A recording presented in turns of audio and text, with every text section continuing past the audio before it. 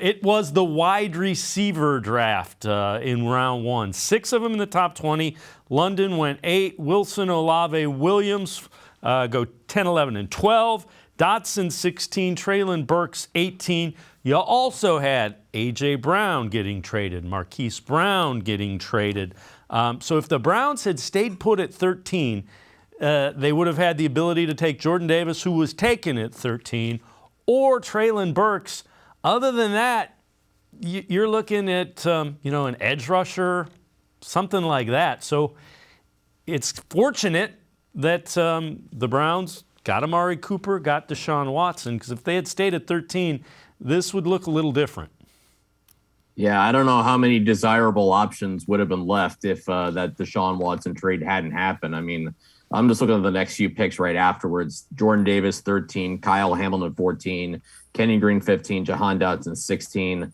I don't think the Browns would have taken Kyle Hamilton because they already have good safeties. Maybe, I mean, they could have considered it, I guess, because Ronnie Harrison's on a 1-year contract, and you could have really had a very fun trio of safeties to work with in Joe Wood's defense. But considering the Browns need for a receiver, I guess it is kind of lucky for them and Andrew Berry that this happened when they weren't in the 13 spot.